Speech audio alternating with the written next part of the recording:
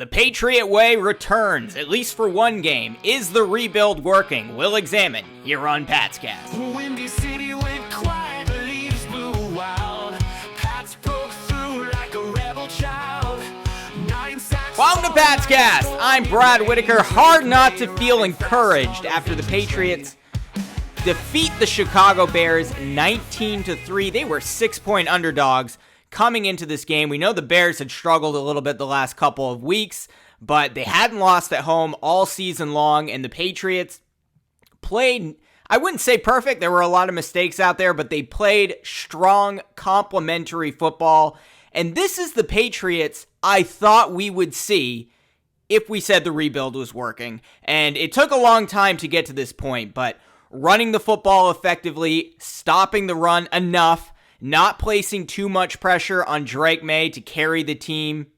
They had a tremendous pass rush, 9 sacks, the first time they've done anything like that in God knows how long. And they held the Chicago Bears to just 132 yards total all game long, 120 yards passing only from Caleb Williams, who took, as I said, 9 sacks for 51 yards. They weren't able to generate a lot on the ground with just 73 yards rushing. It wasn't perfect. Swift still had almost 60 yards of his own, but the Patriots held the Bears to just 3.7 yards per carry. This is the first time the run defense has held the opponent to under 4 yards per carry since week 2 of the season, and they were quite a bit below that amount, just above 3 yards. So credit to the coaching staff, credit to the Patriots offense for actually being able to run the ball a little bit, but mostly credit the defense for generating an incredible pass rush all game long, making life difficult for Caleb Williams, and the special teams as well. Obviously Joey Sly had a pretty strong game himself, 4 for 4 field goals, 1 extra points for 13 of their 19 points.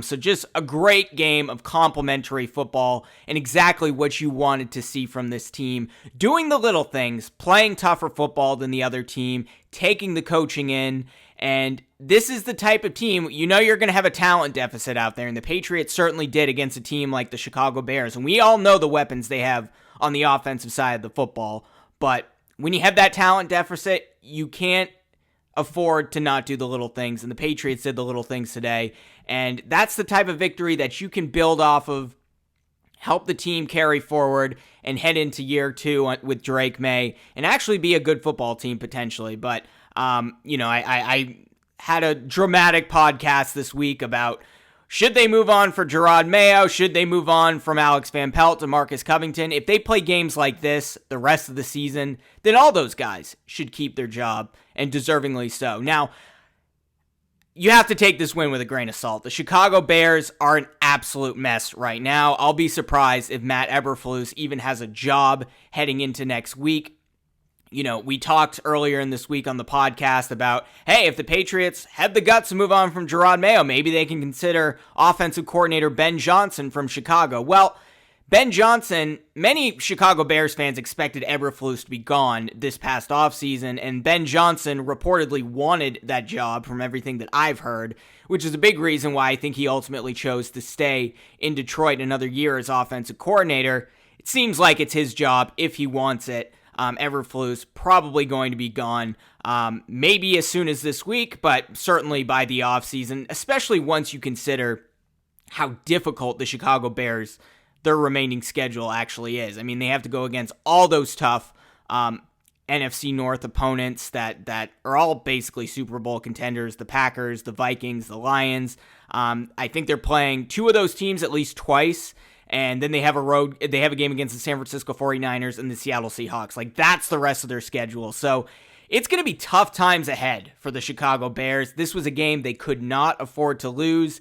You probably want to fire the head coach just to bring some life to Caleb Williams in that offense and see if you can generate something there, because things could go south very quickly in Chicago, and they're in a bad situation right now for Caleb Williams' rookie year. And we'll get to the Caleb versus Drake conversation in just a second. But again, you got to take this with a grain of salt. the culture of that organization is just falling apart in Chicago, and the fans certainly are not happy there. But the Bears were missing their 2 starting tackles heading into this game. They lost a guard about midway through the game, and then Caleb Williams has kind of regressed these last few weeks. So, missing your top 2 tackles, only dressing 7 offensive linemen, one of the backups of which they had to use. The Patriots defense had the ability there to go to lunch, and they certainly did with 9 sacks. But they did a lot of things defensively today that I think should be noted, and Jerod Mayo and DeMarcus Covington deserve a lot of credit for it. And it's not just the 9 sacks. They were doing things out there like putting Brendan Schooler on the defensive line, putting 7 defensive backs out there with only 4 large men on defense, really prioritizing athleticism and speed over size out there. And the defensive backs, they played tremendously going against those Chicago Bears weapons. They are very good. We know they have Rome Odunze. They have Keenan Allen. He made some big plays. DJ Moore, Cole Kmet, DeAndre Swift can make plays receiving. They have good running backs. Patriots DBs just essentially shut them down, and they went very DB heavy, and because of that, it allowed them to stop the run in ways that we haven't seen since the first couple of weeks of the season. Like I said, allowed fewer than 4 yards per carry, 3.2 yards per carry for the first time since week 2. Jeremiah Farms made a huge impact, particularly on that run defense. He also had a sack. The red zone defense, when the Bears made it that far down the field, has generally looked a lot better the last few weeks, but certainly looked good today, even though we only saw a little bit of it because the Bears just could not move the ball. But really nice to see DeMarcus Covington, Jerod Mayo get creative out there with guys like Brendan Schooler picking up his first career sack. Del Pettis had the 6th sack of the day for New England, also had his first career pass breakup on, I think it was a big 3rd down play that gave the Patriots the ball again. And that's what you want to see. Marcus Jones, we know the issues with him being undersized out there. Didn't seem to matter whether he was going up against Keenan Allen, who has an entire head on him, whether he was going up against Rome Odunze, who's much bigger than Marcus Jones. Had a huge clutch breakup against Keenan Allen at one point in this game. Really solid game all around for the defense. Keon White looked great out there, had their 9th sack. So who picked up all of the sacks for the Patriots? Jelani Tavai had one. Jeremiah Farms had one. And Anthony Jennings had 2 sacks. Keon White had the last one. 2 for Dietrich Wise. 1 for Del Pettis. And then, of course, the first career sack for Brendan Schooler out there. A lot of creativity there on defense. Now, can they replicate it week to week? I don't know. Maybe the LA Rams are going to see film and say, okay, that's not going to work on us. We have a way to make sure they can't do that on us. I'm not sure if this is replicable, but this is exactly what you want to see for the Patriots. I think if Chicago, if it were a bit of a closer game and they were able to run the ball a little bit more, they probably would have had over 100 yards on the ground, and we wouldn't be saying this was a great run defense game for the Patriots. But they were forced to pass because the defense was able to generate pressure and ultimately stop the run. So really effective job there by Jerod Mayo and DeMarcus Covington. Great to see. And then the offense really didn't have to depend quite as much on Drake May today. Because they were actually able to run the football. 144 yards on the ground. Now, 24 of those, of course, came from Drake May, but really led by that attack with Ramondre Stevenson, had 20 carries for 74 yards. JaMychal Hasty seemed to be the second back for most of the game, but then they brought in Antonio Gibson, who we haven't seen a lot of late and has been struggling over the last few weeks. They brought him in the 4th quarter with fresh legs. He was able to generate 26 yards on the ground on just 5 carries, averaging over 5 yards per carry there. And then, of course, what Drake May is able to do with his legs, but he didn't do it too much today. So that was great to see. Stevenson, Hasty, Gibson doing what they need to do. The offensive run blocking a lot better. I do think the pass protection was a little bit worse this week, to be honest. But when you can run the football, take the pressure off of Drake May a little bit. It's going to make life a lot easier there. And I thought the play calling was generally a lot better. And a lot of that had to do with the fact that the run was working. And this is one of the concerns with Alex Van Pelt.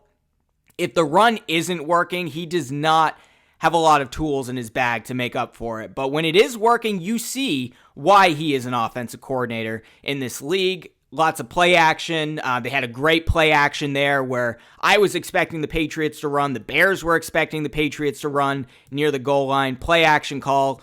Jalen Polk, his second touchdown of the year. Drake May's lone touchdown pass of the game. But play action, they ran a number of bootlegs that weren't really that wide zone dependent. It didn't seem like the Patriots were relying on the wide zone quite as much today. But the bootlegs seemed to be working a little bit. Of course, one of those bootlegs led to an interception.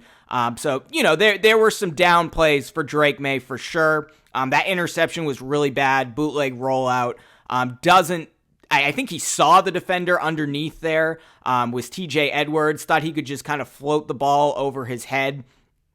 Didn't put enough air on it. And then, of course, Edwards got the interception there. Bad rookie mistake by Drake May there. But for the most part, May didn't make many mistakes. He did have a big scramble where, of course, he chose to not slide. And, if you're going to get 5 less yards by sliding, I don't really care. Just slide. He's almost more afraid to slide because he might get hit in the head like he did when he slid and got that concussion. So he's prioritizing not getting hit in the head sliding over diving forward and potentially breaking your ribs. I don't want to see that anymore. Hopefully Drake May can clean that up a little bit. But other than really those 2 plays, and one of them was a positive play and a scramble, not a lot to complain about Drake May today. Again, 15 of 25 passing, 184 yards, averaged 7 yards per throw. Only gave up 1 sack and had a QB rating just south of 80. So kind of middle of the road game statistically, but when he made plays at the right time. Had a great 28-yard bomb to Austin Hooper in the first drive of the game. 25-yard pass and catch to Austin Hooper later. Hooper had a really tremendous game. Of course, there was the touchdown pass to Polk. And then I think what was most impressive from Drake May today is Patriots made a stop while the Bears were running their 2-minute drill. Had less than a minute on the clock, 2 timeouts. Drake May got them down the field, spiked it with 1 second left. Joey Sly hits the field goal, makes it a 2-possession game, heading into the locker room at halftime.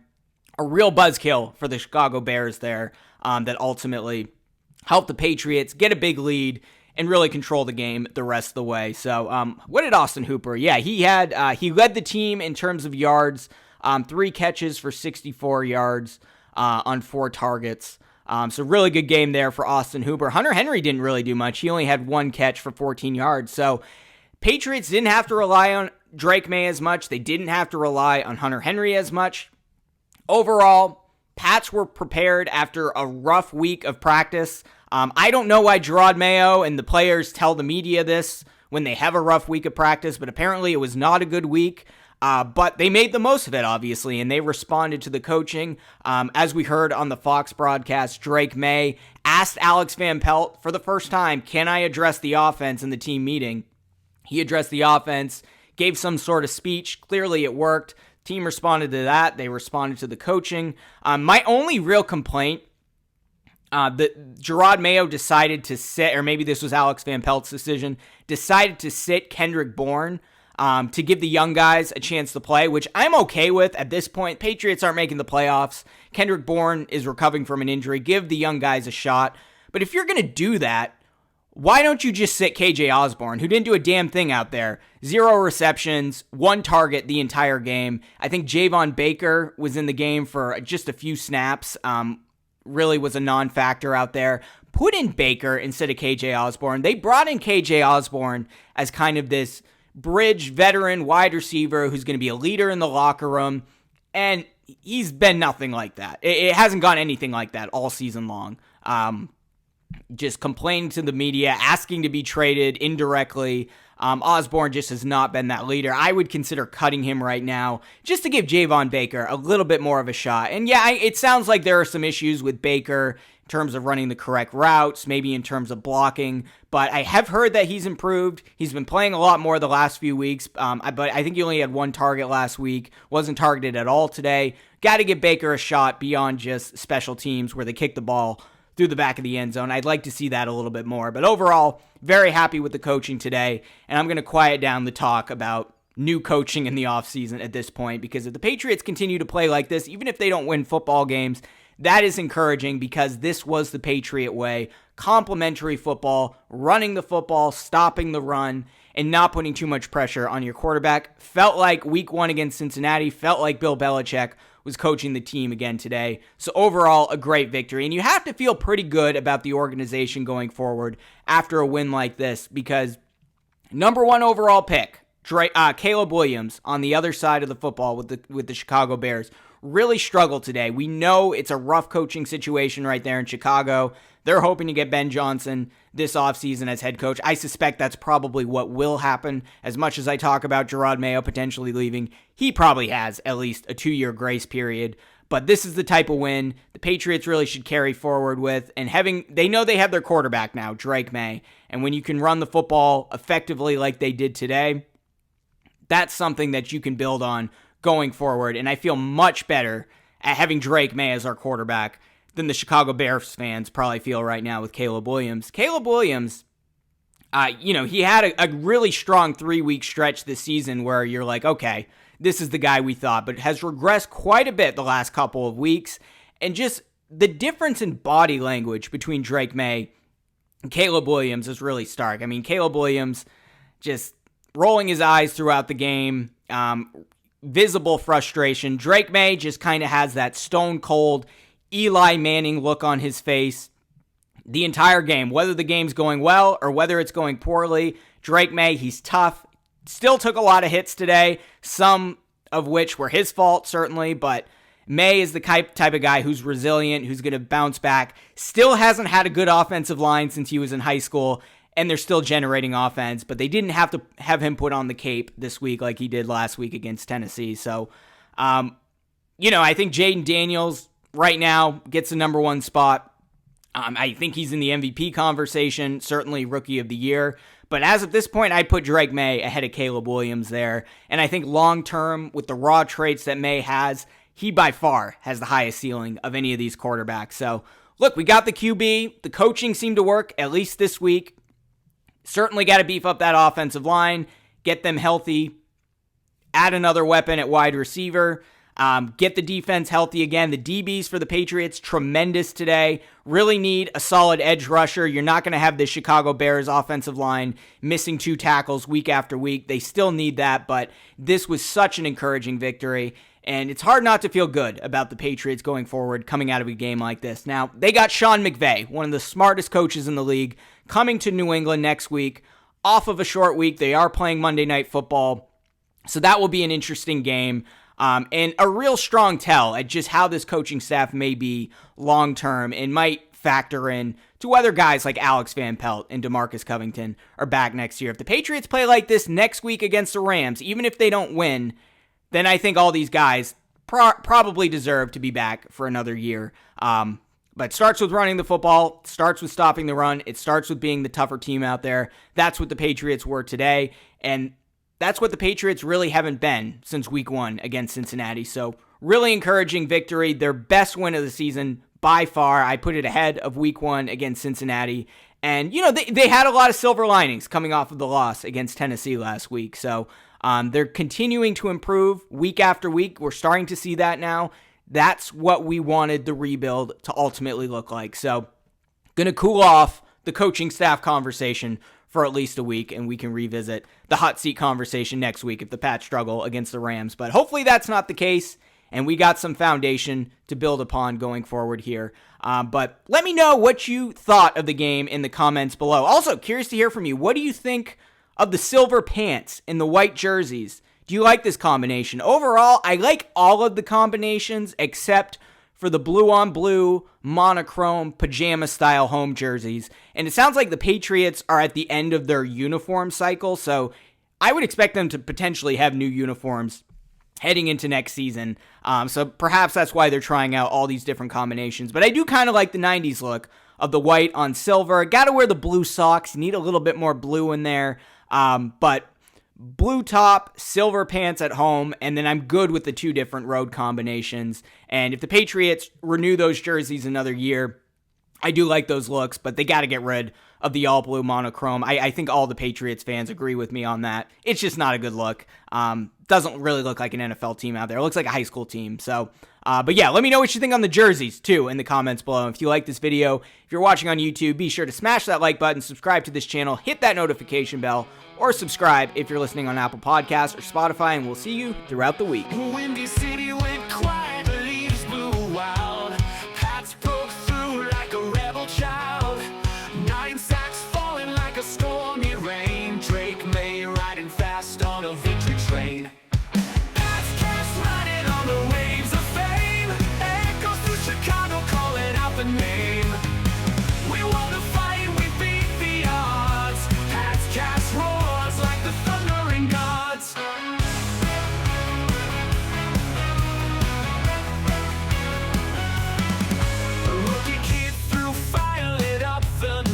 Defensive line crushing everyone in sight.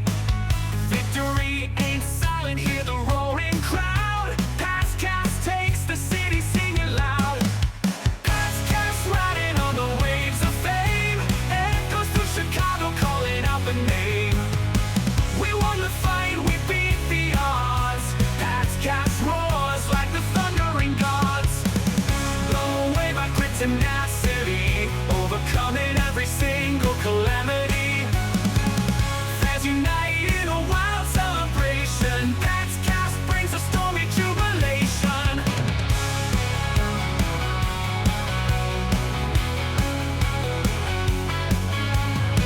Whoa!